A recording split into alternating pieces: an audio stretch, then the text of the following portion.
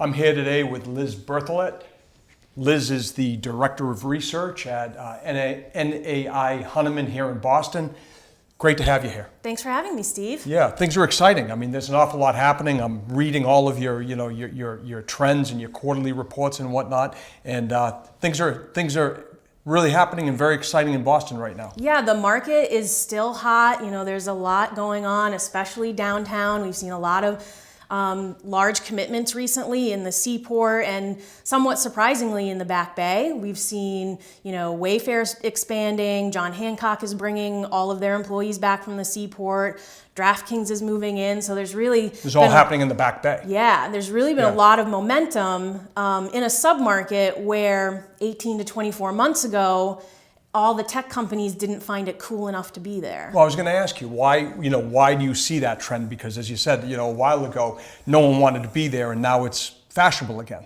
Well, I think, Wayfair wants to stay where they are. They like that market. They're looking for supposedly 1 million square feet.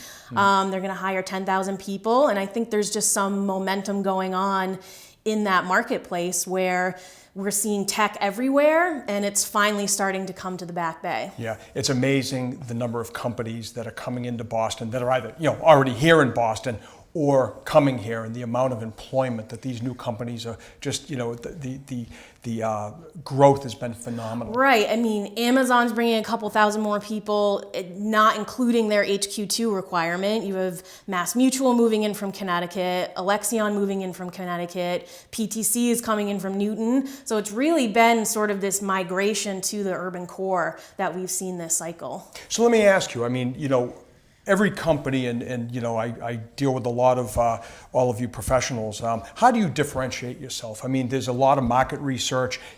How do you separate yourself in terms of culling out and getting to the real meat of the story? Yeah. So NAI Hunneman, we're the largest sort of privately owned full service platform firm in the city. Right. We're just an affiliate of NAI Global, and we're not corporately owned, sort of like our counterparts at Colliers and CB and all that.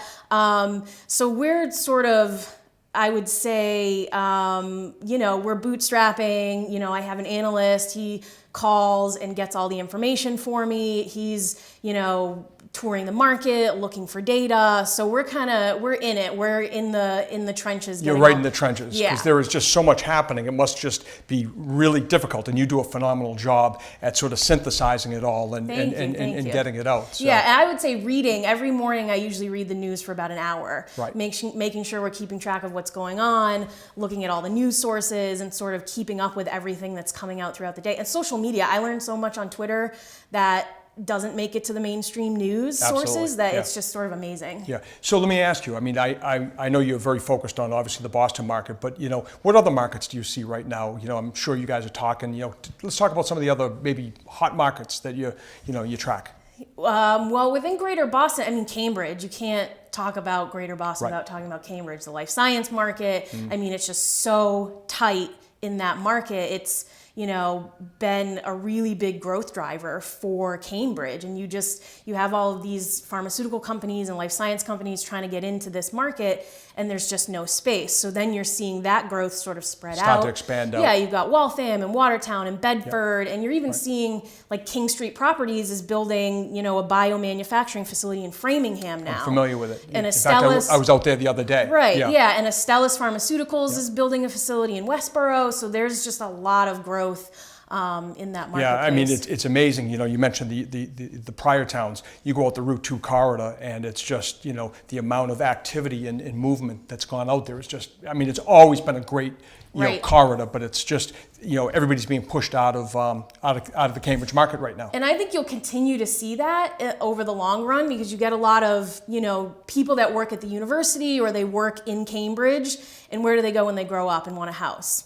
Out Route 2, because it's a straight shot to kind of get back to where they work and where they're, where they need to be every day. Sure. And where are you seeing rents? Are they leveling off? Are they still spiking?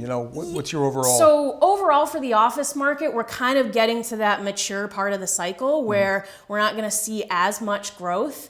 going forward. We're still seeing rents increase, but it's at a slower pace than what we saw a couple of years ago. And I would say, that's pretty standard for kind of where we are getting into the cycle. Right. Now, we were talking earlier, as I mentioned, I'm developing in the town of Canton, which is pretty close, and there are some exciting things potentially happening over there. What do you see in the Canton area? Yeah, I would say the most exciting thing is the former Reebok headquarters. Yep. It's 680,000 square feet. Reebok has since moved their headquarters to the seaport and left this huge building, this campus with a tennis court and a fitness facility, a really great campus from what I understand.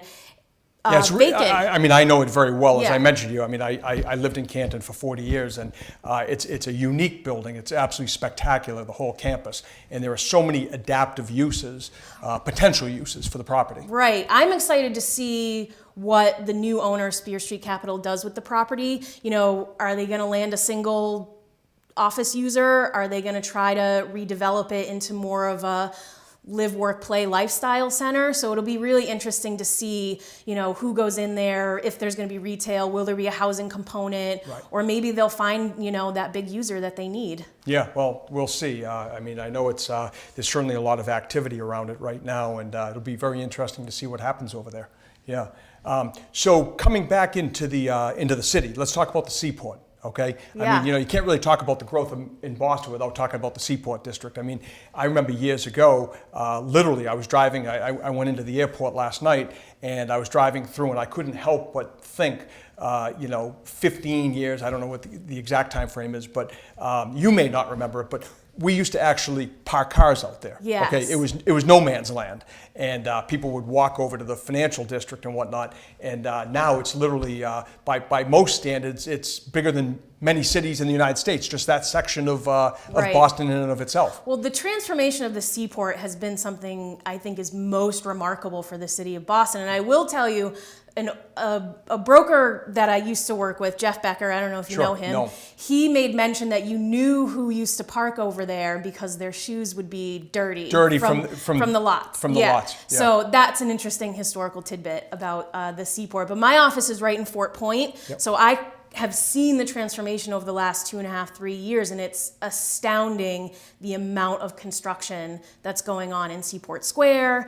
The fact that all of the brick and beam buildings in Fort Point are now considered institutional quality product Absolutely. when Yep. they were more so your Class B or your creative workspace for the artists that were over in that area. But you have Class A housing, Class A retail amenities.